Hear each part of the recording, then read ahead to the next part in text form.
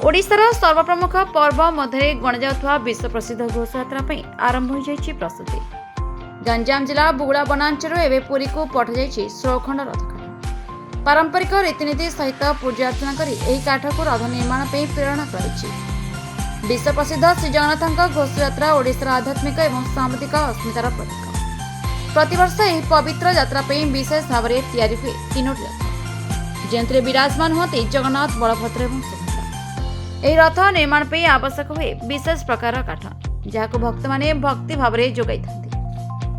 चलित वर्ष 2026 घोषयात्रा गंजाम जिलार बड़खोली ग्राम 5 खंड और खैरा ग्राम 11 खंड काठ संग्रह कर समस्त काठ को बुगुड़ा वनांचल पाखर पुरी को परिवहन करने विशेष व्यवस्था कराई।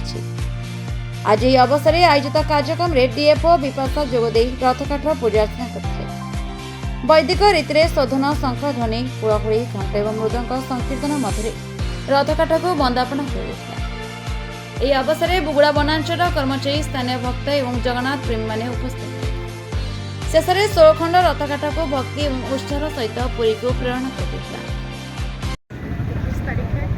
आज हमने गुमसुर साउथ फॉरेस्ट डिवीजन से 16 काठ खासी काठ यहाँ से पूरी महाप्रभु जगन्नाथ के रथ यात्रा के लिए हम यहाँ से आज भेजेंगे।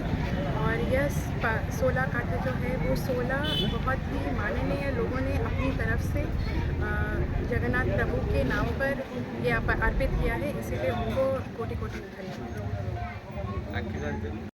पवित्र विश्व प्रसिद्ध रथयात्रा पूरी बर्तमान बुगुड़ा रेंज तरफ खजड़ा और कादेबड़ा ग्राम संग्रह काठ आज को 3 वर्ष है सप्लाई हो